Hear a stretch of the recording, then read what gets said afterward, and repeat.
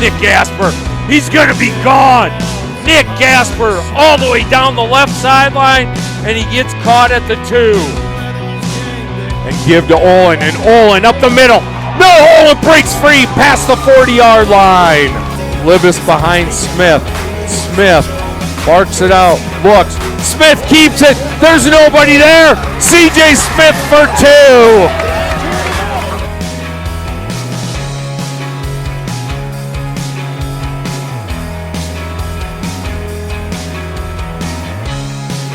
Hello everyone, and thanks for joining us on BigSouMedia.com as we've got a Cardinal football pregame show for you coming up. It is brought to you by Executive Recruiting Consultants. You can find them online at ercjobs.com. Hi, I'm Craig Libas, CEO and Managing Partner at Executive Recruiting Consultants. We are a recruiting firm that specializes in the recruiting and placement of individuals in many industries throughout the Midwest and country. Our team specializes in, but not limited to, the following industries: accounting, agriculture, banking, finance, HR, and manufacturing. Please contact any of our team members and partners now and see how we can take your organization or career to the next level.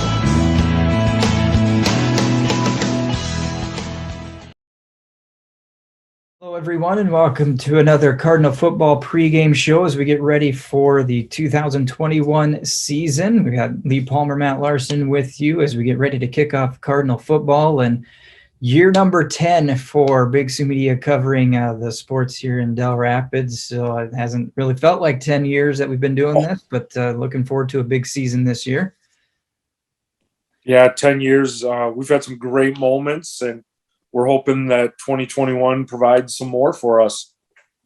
With that, we're going to start with the St. Mary football as they will kick off on Friday today as they will play before the Dell Rapids Couriers. So we'll take a look at them and what they've got coming up this year. And there's a lot of different things that we could talk about.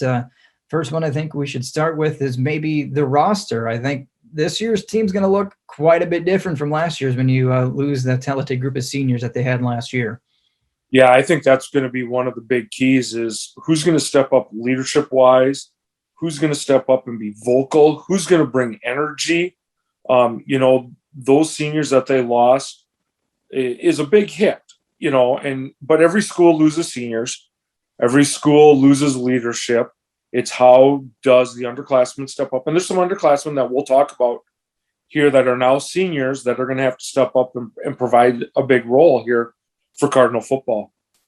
Well, let's stay down that path as we look at this team and how it's going to be different from last year. Who are the seniors that you expect will be stepping up this year to lead this team? I think you got to start with the All-Star Johnny Pica. I mean, you've got a kid that is going to play both ways, offensively, defensively. Big, strong kid, going to be able to block, going to be able to take on one-on-one blocks on the defensive line, or if they move him back to linebacker, being able to read guards and being able to do that. I think there's a big key there. I think another big key is going to be Ty Brown. Ty's going to come back at wide receiver, wing back. In the secondary, he's going to have to lead that secondary this year. It's going to be a big, big challenge for those two, but I think that's your 1-2 punch. I know I read a little bit on Gabe Lamb, his offseason. He's worked really hard. This is Gabe's second year at St. Mary's. He got some time on the defensive line last year. So Gabe's going to have to be a big part of this team as well this year. Noah Olin is going to have to be a big part at the fullback and linebacker. Noah had a breakout year last year. He's really going to have to be strong. And then you've got Brandon Cook and Luke Garrett, who got some time on special teams last year. They're going to have to step up. And they're going to have to provide some time at tight end and being able to block and defensive end for the Cardinals this year. And along with them, there are a few underclassmen that are returning this year that got some significant time from last year. Let's touch base on those kids for this year. I think it starts at quarterback with C.J. Smith. C.J. kind of got thrown into the fire last year at quarterback when they moved Connor to wing back and with the loss of Gabe Lindemann. And I think C.J. now with a full summer, knowing that he's got a quarterback this team, how much has he grown and how much has he improved from his sophomore to junior year? I think the other big key is going to be Nick Gasper. I mean, we saw what Nick did as a freshman this year. He's only going to get stronger, faster. His vision's got to get a little bit better than last year. He's got to see the cutback better, and he's just got to be able to finish on the long runs. A couple times he got ran down last year, and defensively, moving him to linebacker, he's going to be out the flow and make hits. I think one of the biggest keys to this team, though, is what are they going to get out of Gabe Lindemann returning this year? First play, second play of the season last year, he went down with the knee injury and he was done. I mean, missed the whole season. He's been rehabbing. He's been working it all summer. Back when we played, you had a knee injury. To come back in less than a year and be ready to play wasn't going to happen. But, here now we've got a junior that's coming back, missed a sophomore year. What is he going to be able to do, at running back and even maybe some quarterback for the Cardinals?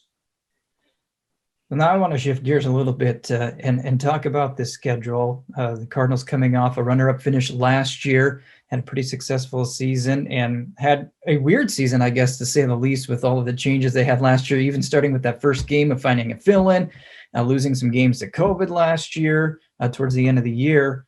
And we look at the schedule for this year, a little bit different than last year, but already some changes already happening with losing the Sioux Falls Lutheran game, still trying to find a replacement for that. What do you see on the schedule for this year for the Cardinals?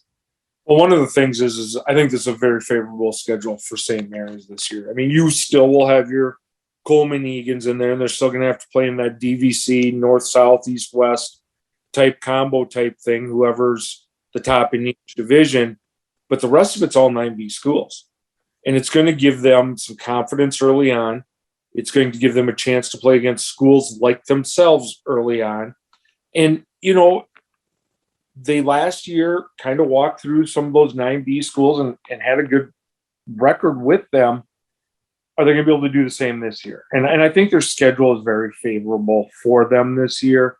Like you said, they have to replace the Sioux Falls Lutheran game, which is going to be difficult. But I look at 9B overall, and we're going to talk about it a little bit later, but I still don't see a clear-cut favorite. I mean, St. Mary's is on the top because they're runner-up, but with some of the changes that have been made in nine-man football, who else is stepping up with St. Mary's? Yeah, that's a good segue into that question, is that we did see the what I like to call the way too early polls that have come out for the start of the season. The Cardinals starting out number 1 in Class 9B from the media, number 2 in the coaches poll. Do you have any gauge on maybe some of the other 9B teams this year? It's so early, but there are perennial teams in the playoffs every year. You look out west, you have your Kadokas, you have your Harding counties, you have your Faiths. You're going to get schools like Colombe that are always there, and kind of rebuilding. But, like you said, it's a way too early poll. They base it kind of off of last year and who's returning and who's coming back, and St. Mary's being the runner-up. And you've got, Wolseley Westington moving up to A, and Colombe and Harriet Selby in A, and moving up, or has already moved up from last year's Coleman. So there's some perennials there. So who is it that's going to step up, and which schools are going to say, this is our opportunity to get to the Dome, and we're going to take this opportunity? Well, I know it starts tonight with the Gabe Volland team coming into Dell Rapids. I tried to look over their roster earlier in the week, still trying to navigate this new activities website, and it looked like they had maybe 12, 13 kids on their roster last time I checked. Have you seen or heard anything about what the Raiders might bring? No, and back in the day, the Raiders used to fill the sidelines. And we've got enrollments in some of our smaller towns that have dropped. And they're going to be well coached. They're going to be tough. I'm sure they're going to be a run-first offense. And that's one of the things, when we talk about, and we'll talk about later for keys to success. But if they can control the clock management, get St. Mary's into some longer yard situations, you have a chance. Anybody has a chance any night on a Friday night in high school football.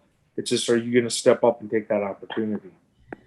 Well, let's talk about specifically this game coming up. I'm looking at the weather forecasts, and I see maybe 1 to 2 inches of rain for the Friday. Are we going to have thunderstorms that might push this game? Hard to say. How does that play into anything coming up the very first game of the year? It's been so dry. Are we going to have a sloppy field? Well, you and I have both walked Rickman's outfield many times in the past 10 years, and we both know it's not conducive to water. It gets to be muddy and sloppy. That middle of the field gets tore up real early. Does that, and when you think about that, what does it do for the rest of the season as well when that field gets tore up? It could be muddy. Like you said, it's been fairly dry. You would hope that if it does rain, it's early in the day, gets it over with, it soaks it all up so it's not as bad. If it's game time, watch out. It's anybody's game. Now you're talking traction. Now you're talking footing. Do you get to try and get to the outside more where the grass is a little bit better? The one advantage is it is the first game of the year, so that you are not, after playing and tearing up that middle of the field, there's a plus to that as well. All right, well, we'll see how that all plays out with the forecast, if it's going to hold true or not. But let's look at the season overall. For the St. Mary Cardinals, what are going to be the keys for this team for a successful 2021? It's going to start with replacing that offensive line. They lose 5 seniors that were instrumental in that offensive line. Lamb got some time on the defensive line. Barsh got some time on the defensive line. Pika got time at the offensive line. But basically, you're putting a new line together. You're losing an all-state tight end that's going and playing Division II. Even though you only had him for last year, it's still a big loss. And then his partner on the other side, you lose Max Herber as well. That's big. And, you're not going to replace Connor Lewis. There's absolutely no way you're going to replace him. So how are you going to adjust to without him? So I think the one key is that offensive line. Can they create holes for those running backs? Can they get a push down the field for the running backs? What is this offense going to look like? Is it going to be 4 yards in a cloud of dust like they were 10 years ago, 11 years ago in the double wing? Are they going to spread it out? What is Ross Flemmer going to do offensively? And then defensively, again, it starts in the line, and it's that secondary. Is that secondary, if they get into a pass-happy team, is that secondary going to be able to make plays? And is that defensive line going to be able to put some pressure on the quarterbacks? The linebackers are experienced. Lindemann will come back at linebacker. You'll have Gasper and Olin. So those 3 are really going to be a plus for that defense. What are the secondary to go along with Ty Brown and C.J. Smith back there, and then what's that defensive line going to look like? I think are the big keys for St. Mary's this year. But I think if they control the ball on the ground, eat up a bunch of clock, play 4 yards in a cloud of dust, it's going to be really hard for teams to stop St. Mary's because, we've seen them in the past when they've controlled the clock and they get running backs going and, that double wing, they can get 4 yards, 4 yards, 4 yards, 3 yards, 4 yards, 3 yards, 2 yards. Pretty soon they turn into 15, 20, 25, and 60-yard runs. All right. Well, it all gets started tonight here with Gabe Alvalin. Any last final thoughts before kickoff? I just want to say, for the people that listen, I wish I was back in the booth this year for football. With the leg and everything, we've here at Big Sioux Media made a decision.